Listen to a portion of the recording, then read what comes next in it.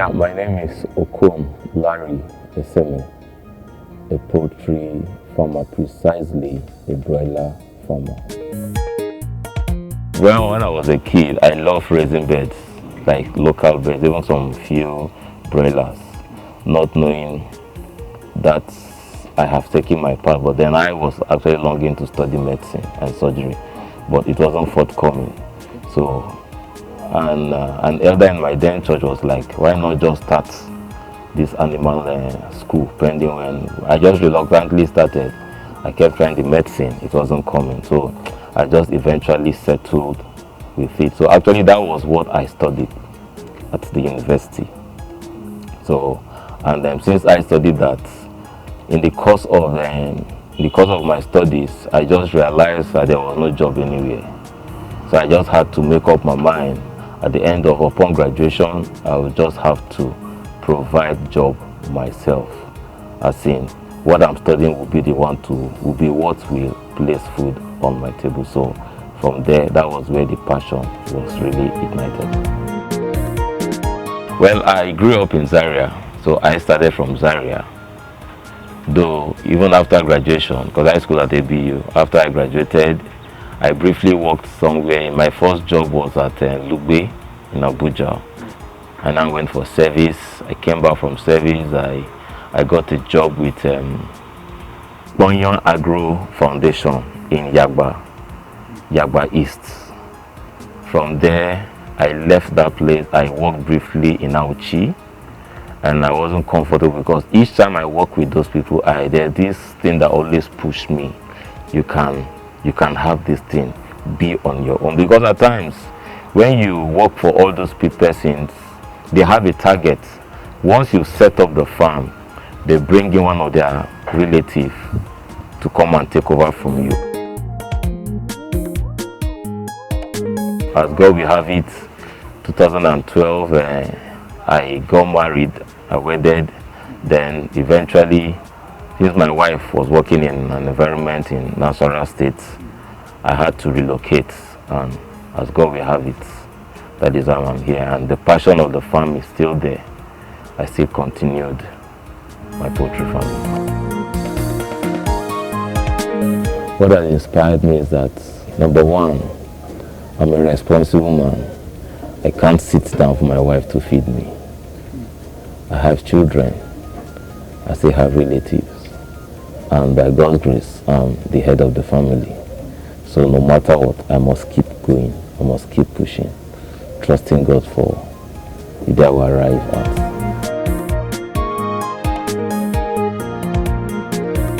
When I feel very, very bad, especially if it has to do with something that is avoidable.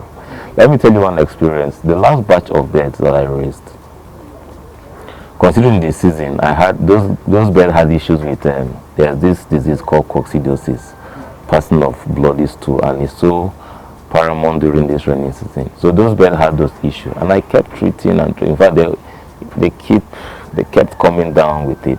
So at the point, because of the frequent treatment, I couldn't vaccinate, because you don't vaccinate sick birds. As fortunately or unfortunately, we got to 5 weeks, and those birds did not even take Lasota. At 5 weeks, they came down with Newcastle, which Lasota was supposed to prevent that, and these birds kept dying in their numbers. At the point, I lost close to like 800,000. So I just sat down and I was like, God, this money I will have used this money to break even. But then, what do? You can't cry over spilled milk. I had to dust myself, re-strategize, and I'm up again. So with the present batch I have, that particular mistake has been corrected. The vision I'm seeing, that is one of the things that have kept me going, is for me to have a commercialized poultry farm, then to have a slaughterhouse, because I'm always bittered when I see my country importing most of the things, especially agricultural produce, that we can produce here. You see customs chasing people, they confiscate or seize frozen chicken, they burn them, and besides, those stuffs, where they are coming from, you don't know how they were processed. And sometimes they will tell us that they use formalin to preserve these things. But then, if it's true, you know invariably we are eating poison. But then, these are the things we can produce here. So my vision or my dream is to one day see myself producing this in commercial quantity, to the point of even exporting to other countries that may not really have the capacity to feed their country. Chicks. And at the end of the day, some of them even still die on the way, on transit. You still have mortality, no matter your management. So it's not actually supposed to be so. Then to a high cost of feed. Feed takes close to 80-85% of your cost of production. Well, I don't really understand why feed will be that expensive. In a short while, feed that we're buying for like 3,000 for 5,000. It's not like 8,000. But then, when you now come to sell, either the market is not there, you are now at the mercies of the middlemen. Though the middleman has been and been of development of agriculture. They just allow the farmer to do your wahala. At the end of the day, they now come to price you. Sometimes they'll just come, maybe they just put like 100 naira on your cost of production as your profit. Especially broilers. Even if you don't sell, you keep feeding, your cost of production keeps going up. So what do? You just have to sell. Especially if you have a larger population, you are just at the mercy. Okay, 200 by 1,000, that is 200,000. Well, it's better than nothing. You just sell and go, but deep down, you know it's paining you. I suffered this throughout the period, like last year, especially during the period of the COVID. It was, in fact, the COVID I almost closed shop. I almost closed the farm. It was just God that opened another door. But thanks to God, these days I've been able to have some outlets where I supply dress beds. I supply some guest house, some hotels, and even some people in town that sells frozen chicken. It's a bit encouraging, but then that is not really what it ought to. But then it's better than selling your best to the middleman. If I have one of these this guy in town. In fact, he keeps track of when I stock, and when the beds are ready, he calls me that he's coming to pick my beds.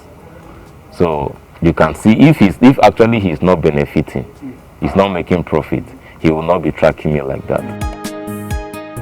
Well, my words of encouragement is that you don't give up in life. You don't give up on your dream. If you fail today, does not mean you fail tomorrow. Where we are today, by God's grace, is a product of our perseverance. We endured the pain. In fact, at a point, there was in 2013-14, I took a loan of 1 million naira. I was never making profits. It was going down every day because of the challenges I highlighted: cost of beds, quality of feed, and so on. But then we kept going on to the point that God has been able to help us to this point. At the point I was not even talking close to 500 beds. But as God will have it, today I have like 1,500 beds. It's all about perseverance. And so what I would advise them is that stay on your dream. Stay on your vision. Definitely there will be challenges. When you fall today, you rise, you will continue. So if you remain on the floor, you may not see the favor. But then, when you keep going, definitely, I trust God, you will break even.